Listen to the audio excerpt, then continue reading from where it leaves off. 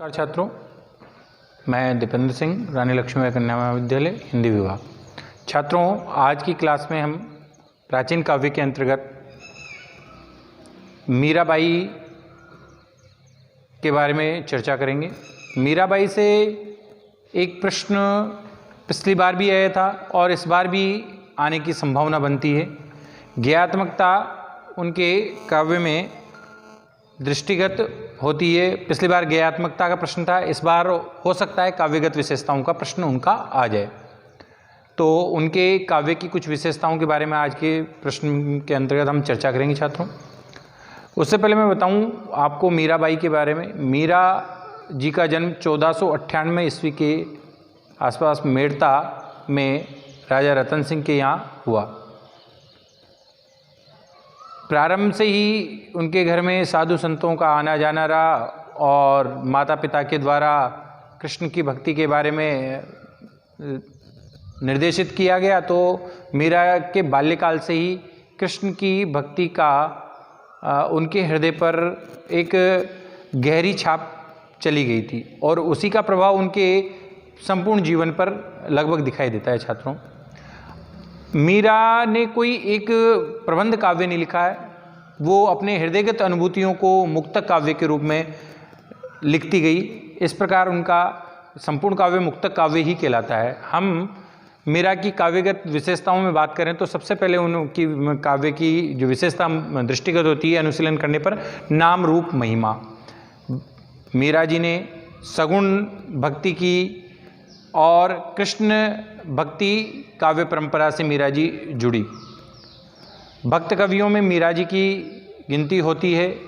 भक्तिकालीन भक्त कवियों में मीरा जी की गिनती होती है। छात्रों, मीरा जी ने अपने काव्य में सगुण भक्ति भाव का वर्णन किया।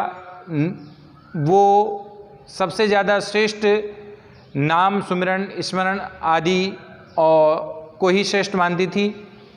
उनके कुछ गेय पदों से हमें ये दृष्टिगत होता है। एक उदाहरण है आपके समक्ष छात्रों, मेरा मन राम ही राम रटेरे, राम नाम जप लीजिए प्राणी कोटि के पाप कटेरे।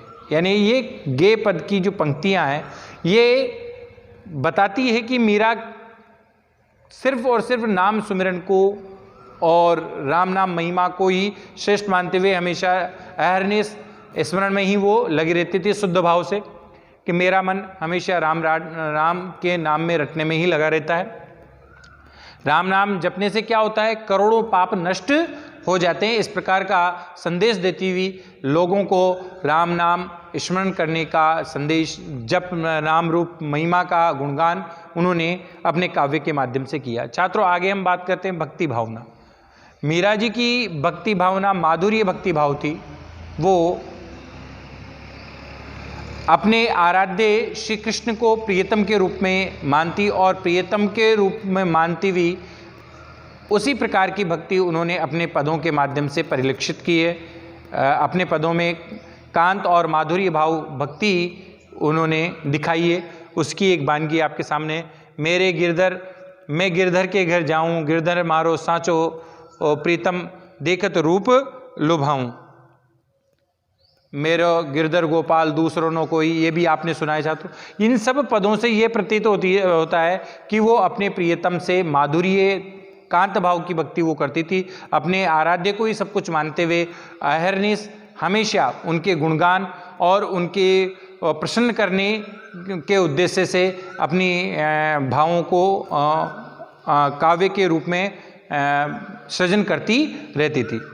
आगे हम बात करें तो मीरा के काव्य में विरह वियोग की वेदना, यानी जब उन्होंने अपने आराध्य श्री कृष्ण को अपना प्रियतम माना तो जाहिर है जब प्रियतम नहीं मिलेगा तो वहाँ नायिका के मन में वियोग दशा होगी और उस विरह वियोग भावना को उन्होंने अपने काव्य, अपने गेय पदों के अंतर्गत परिलक्षित किया है, दिखाया है, बताया है कि किस प्रकार से अपने प्रियतम को नहीं पाकर एक नायिका या एक वियोगिनी किस प्रकार से जो है वियोगग्रस्त होती है। माना कि मीरा जी का जो प्रेम है वो लौकिक प्रेम नहीं होकर ये पारलौकिक है, अलौकिक है, लेकिन उस अलौकिक प्रेम में भी उन्होंने विरह वेदना को अपने काव्य में परिणित किया है, जिसका एक उदाहरण है, जोगिया निज दिन जौं बाट पाँव न चाले पंथ दुहेला आड़ा ओघड़ घाट। यानी वो कहती है, हे जोगिया, यानी वो अपने प्रियतम को क्या किस रूप में संबोधित करती है? जोगिया। निज दिन जो, हमें दिन रात मैं आपकी प्रतीक्षा रहती हूँ, मेरे पाँव में इतनी शक्ति नहीं है कि मैं चलकर आपके पास आ जाऊँ, पंथ भी बहुत दुष्कर है, कठिन है और उसमें बहुत कठिनाइयाँ हैं, मैं आपके पास नहीं पहुँच सकती हूँ, हे प्रियतम आप ही क्या करो, मेरे पास आओ। तो ये काव्य पंक्तियाँ उनकी विरह मनोदशा का, वियोग दशा का उदाहरण देती है छात्रों। इस प्रकार से उनके काव्य की एक विशेषता रही है कि विरह वियोग वेदना को उन्होंने अनुभव किया और अनुभव के आधार पर, अनुभूति के आधार पर उन्होंने अपने काव्य में उसको स्थान दिया। आगे बात करें मिलन सुखानंद।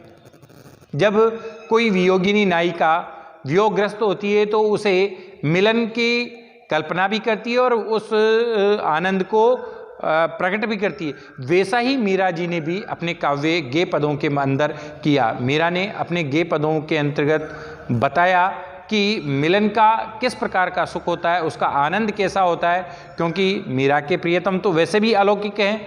उस अलौकिक प्रेम माधुर्य को ध्यान में रखते हुए मीरा ने उस आनंद की अनुभूति को भी अपने गेय पदों के माध्यम से प्रतिपादित किया है। छात्रों, इसमें देखिए, मारा ओलगिया घर आया जी, तन की ताप मिटी सुख पाया, हिल मिल मंगल गाया जी। यानी वो यहाँ कह रही कि मेरे ओलगिया, ओलगिया से तात्पर्य अपने प्रियतम श्री कृष्ण के बारे में वो कह रही है कि वो अब घर आ गए और घर आने से क्या हुआ कि जो शरीर का ताप था, जो विरह वेदना थी, जो विरह भाव थे, वो क्या हो गए, मिट गए और सुख की प्राप्ति हो गई और हिलमिल मंगल गाया। हम आपस में मिलजुल कर मंगल गान किया, अर्थात उसका आनंद की अनुभूति को हमने ग्रहण किया। इस प्रकार का भाव, मिलन सुख का जो भाव है, उनके इन पदों के उदाहरणों से दिखाई देता है। छात्रों, आगे हम बात करें रहस्यात्मक अनुभूति। जाहिर है कि जब मीरा का जो प्रेम है वो अलौकिक प्रेम है, तो अलौकिक प्रेम में रहस्यात्मक भाव सुनिश्चित है और उस रहस्यात्मक अनुभूतियों को भी, कि ईश्वर के प्रति किस प्रकार की अनुभूति उनको हुई, अपने प्रियतम के प्रेम में उनको किस प्रकार की अनुभूति उनको हुई, ऐसी अनुभूतियों को रहस्यात्मक भावना की दृष्टि से उन्होंने अपने काव्य के अंतर्गत प्रकट किया। आगे देखते हैं हम। इसमें रहस्यात्मक अनुभूति में म्हारा पिया मारे हिवड़े, बसता ना आवे ना आ जावे, ये पंक्ति ये बताती है कि मेरे प्रियतम मेरे हृदय में बसते हैं, न आते हैं न जाते हैं। ये अर्थात इस बात को अभिव्यक्त करती है कि मेरे प्रियतम निरंतर मेरे हृदय में ही बसे रहते हैं, अर्थात वो ईश्वर आत्मा, जो मेरे हृदय में जो आत्मा है वो किसका अंश है, उस ही परमात्मा का अंश है, मेरे प्रियतम रूपी परमात्मा का ही अंश है। ये कहीं न कहीं ये भाव उनके रहस्यात्मक अनुभूति को स्पष्ट करता है। छात्रों, इसी को ही हम क्या कहते हैं, रहस्यात्मक अनुभूति कह सकते हैं या रहस्यात्मक बात कह सकते हैं, कि जब व्यक्ति अपने अंदर ही अपनी आत्मा को परमात्मा का अंश माने और उसकी कल्पना करे, उसको स्वीकारे, यही एक तरीके से रहस्यात्मकता की बात होती है, वो इनके काव्य में दिखाई देता है। आगे हम बात करें तो सरला भावाव्यक्ति। देखिए, मीरा जी ने अपना काव्य किसी कवि या काव्य रचकर कीर्ति के उद्देश्य से उन्होंने काव्य नहीं लिखा। अभी तो उनका तो काव्य अनुभवजन्य है, जैसा उन्होंने जिया वैसा उन्होंने गा दिया, ऐसा उनका काव्य रहा। तो उन्होंने कहीं कोई शिक्षा ग्रहण करके काव्य रचना के उद्देश्य से अपना काव्य सृजन नहीं किया। छात्रों, उन्होंने तो अपने अनुभवों को, अपनी टूटी फूटी भाषा जो भी उनके पास थी, उस भाषा में उन्होंने बड़े मनोयोग से गाया है और यही उनकी काव्य की एक विशेषता बन जाती है कि उनका काव्य सरल भावाभिव्यक्ति हो जाता है, क्योंकि उन्होंने सहजता से, सरलता से अपने भावों को प्रकट किया। जिसकी एक वानगी है, चलो मन गंगा जमुना तीर, गंगा जमुना निर्मल पानी, शीतल होए शरीर। बिल्कुल साधारण, यानी कि गंगा यमुना के किनारे चलना चाहिए, क्योंकि उनका पानी कैसा है, निर्मल है और वहाँ जाने से किसकी प्राप्ति होती है, शीतलता की प्राप्ति होती है। तो ऐसे अधिकांश सभी पद उनके सरल भाव्य व्यक्ति की प्रतीति कराते हैं छात्रों। अब हम आगे बात करें तो उनके काव्य में गेयता और मुक्तक काव्य। छात्रों, मीरा जी का जो काव्य है वो संपूर्ण काव्य गेय पदों से युक्त है। उन्होंने अपने अनुभवों, अपने अनुभूतियों को जब जब जैसे जैसे अनुभव उन्होंने जिए, अपने आराध्य की जैसे जैसे ही भक्ति अनुभवों के माध्यम से की, वैसे वैसे पद उन्होंने अपने गीत शैली में उन्होंने गाए। उनको रिझाने के लिए गाए, उनको प्रसन्न करने के लिए गाए, अपनी वेदना सुनाने के लिए गाए। इस प्रकार से उनके जितने भी पद हैं वो गेय शैली में ही लिखे गए हैं। दूसरा बात आती है मुक्तक काव्य की। उन्होंने कोई एक प्रबंध काव्य या किसी एक विशिष्ट उद्देश्य को लेकर किसी काव्य की सृजन नहीं किया, अपितु जब भी उनका संसार से सामना हुआ, संसार से जो समस्याएं उनको देखने को मिली या संसार में जो कुरीतियां देखने को मिली या संसार की जो भी बुराइयां थी, उनको अपने अनुभवों के माध्यम से व्यक्त किया। और जब जब अपने आराध्य प्रियतम श्री कृष्ण के प्रेम में उन्हें जैसे जैसे अनुभव हुए, वैसे वैसे उन्होंने अपने पदों का सृजन किया।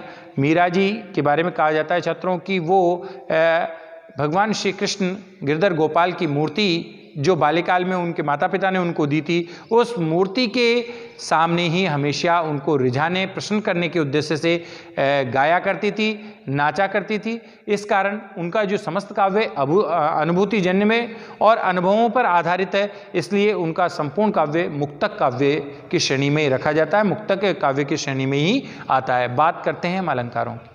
मीरा जी के द्वारा न कोई चमत्कार प्रदर्शन, न कोई विद्वता प्रदर्शन का कार्य किया गया।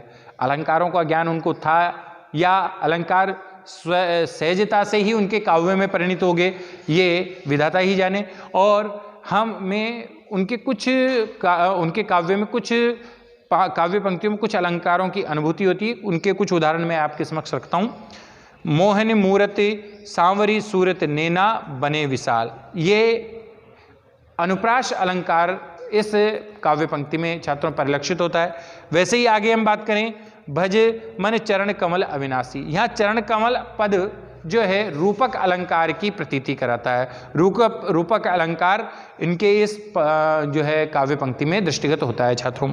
आगे, ज्यों चातक धन कूं रटे मछरी ज्यों पानी हो, तो यहाँ पर ज्यों और ज्यों से जो कह रहे उपमा अलंकार की प्रतीति उनके काव्य में सहजता से परिणति, यानी अलंकार विधान उनके काव्य में सहजता से आया है। उन्होंने अलंकारों को आधार बनाकर कहीं पर भी काव्य सृजन नहीं किया। आगे हम बात करते हैं भाषा शैली। तो भाषा शैली के अंतर्गत मीरा जी काव्य लिखने के उद्देश्य से कहीं पर भी शिक्षा ग्रहण करके नहीं आई और न किसी एक भाषा का उन्होंने प्रयोग किया। अधिकांश उनके गेय पदों में, क्योंकि वो राजस्थान की निवासी थी, तो राजस्थानी भाषा का पुट मिलना स्वाभाविक था।